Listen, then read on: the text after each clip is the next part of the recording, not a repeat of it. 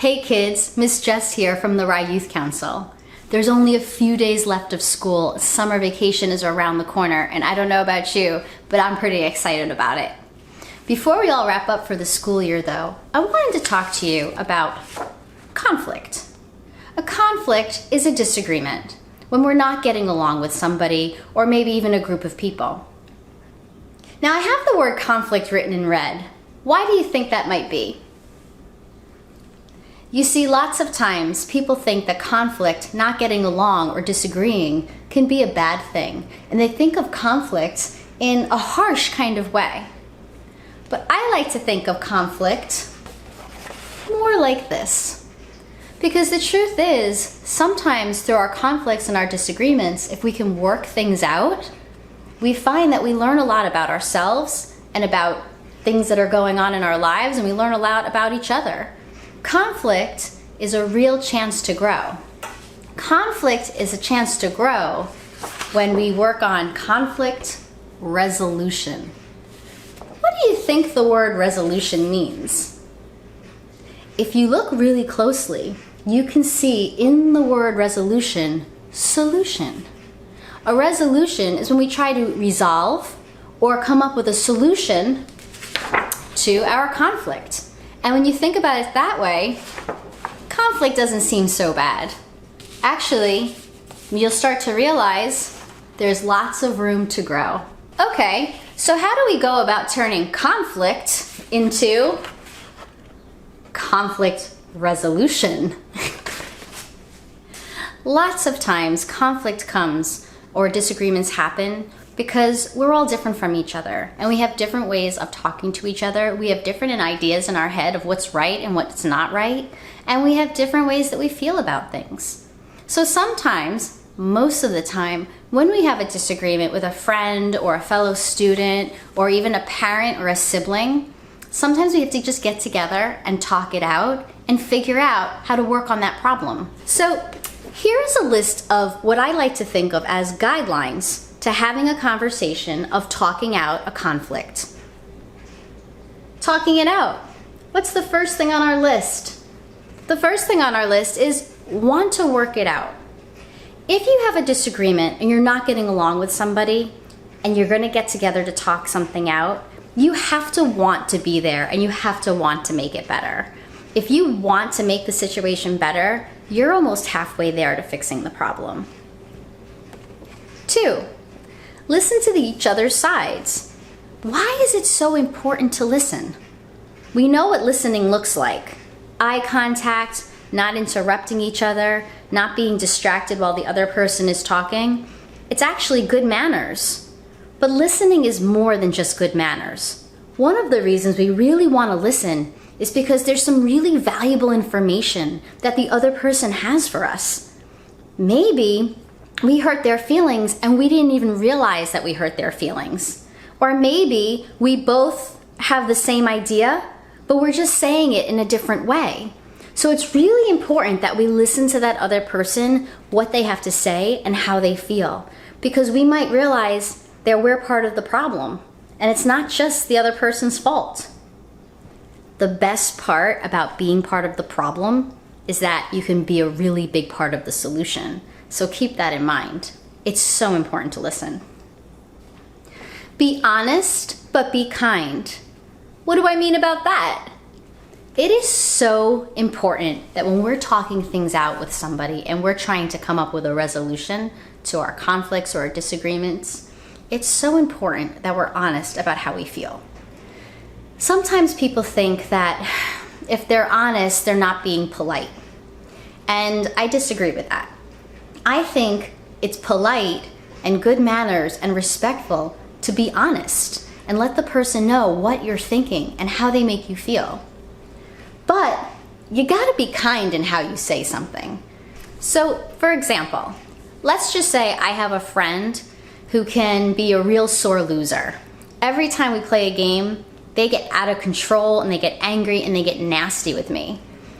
And I kind of stop playing with them. And one day they say to me, well, why aren't you playing with me anymore? If I look at my friend and say, because every time you lose, you're a big baby and I hate it, that's not so nice. That doesn't help anyone. But if I look at my friend and I say, you know what, I do like playing with you, but when you lose, how you act makes me uncomfortable. And I'd really like to find a way where we can play with each other where maybe you feel better and I feel better. That's just a nicer way to say it. Next on our list is talking calmly. Now the truth is, every time we raise our voices, people tend to shut down.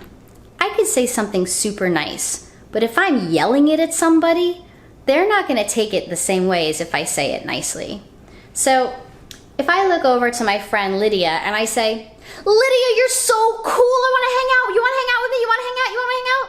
And I raise my voice, what do you think Lydia is going to think?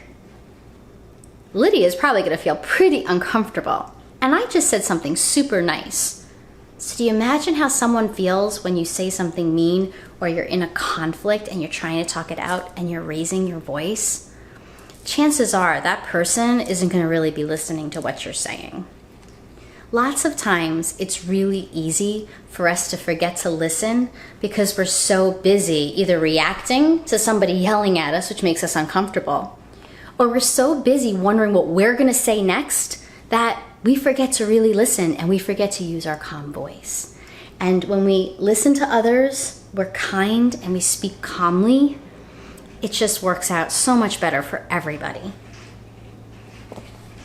Respect each other's feelings. We're all different, and we have to remember that. Something that hurts your friend's feelings may not really bother you if it happened to you. Or it may not bother your sister, or it may not bother your cousin or your neighbor next door. But you know what? If it bothers your friend, we have to respect that. We would want them to respect our feelings. And we have to realize that we have to treat them in a certain way that makes them feel good. Look to the best in each other. This is one of my favorite things to talk about with you guys. If you show up to an argument and you want to make things better, you have to look to the best in your friend and assume that they want to make things better too. When you sit down to talk through a conflict, it's better to sit there and say, I know my friend wants to fix this too, and together we can fix this problem. So instead of the person you're having the conflict with being bad, or you yourself being bad, neither one of you is the problem. It's the disagreement that's the problem. So if you can both take the disagreement and treat it as a problem you're trying to solve, then you become a team to make things better. And it doesn't turn into you versus them. It turns into you together as a team making your situation better together. And that's so incredibly important. Sometimes when we start to have these conversations though, it's so hard to figure out how to even begin it. And lots of times I like to suggest that if you're gonna have this conversation at your age, that you have an adult present with you. Because these guidelines all make sense, but when we're upset or angry or hurt, it's kind of easy to forget them. So it's good to have an adult come in to help you out. Not to tell you what to do or to fix the problem, but just to kind of remind you, like, hey, wait a minute, lower your voice, talk calmly. You know, I don't think you're really listening. Let's make sure we listen. Let's make sure that we're kind when we speak honestly. And that's what an adult, or what I would like to call a mediator, can do to help you get through this list until you can master it on your own. Because you can master it on your own. I have faith in you. A great tool to use when you're trying to start these conversations is what I call the iMessage. It's not an iMessage on your computer or your iPad or your mom or dad's cell phone. The iMessage helps us to start the conversation to help us figure out how the other person is making us feel, what it is that they're doing that's bothering us or concerning us, why it bothers us, and how we might want their behavior to change. Today, I'm going to use my son Gregory to help me show you just how this works. So everyone, this is my son Gregory. Hello. And we do a lot of talking it out at home. So we're going to use Gregory as an example. So for example, I'm going to talk about the times that Gregory leaves his dishes out on the counter. So Gregory, I feel so super annoyed when you leave your dishes on the counter and the dishwasher is empty. Because I have a lot of things to do in the house. And that's something that's just one more thing that drives me crazy. I want you to start putting them in the dishwasher. Okay, so I hear you. Now, I feel frustrated sometimes when you like reprimand me about not putting my dishes in the dishwasher before I have the chance to, because, sometimes I do remember to, but, I don't do it before you say something. So, I want you to just give me a chance to put my dishes in the dishwasher before you say anything.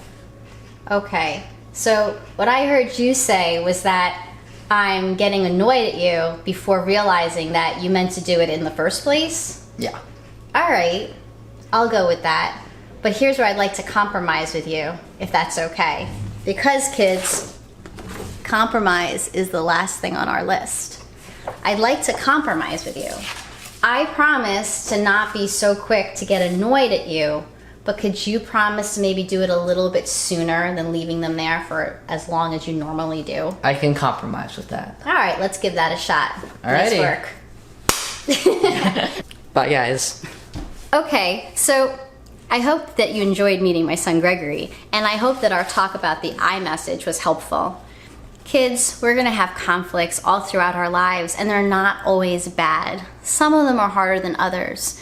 But if you can remember to stay calm and remember some of our guidelines, listening to each other, being honest but kind, wanting to make it better, speaking calmly, showing respect, compromise, all of these things are great tools to work things out and to come up with a really good conflict resolution.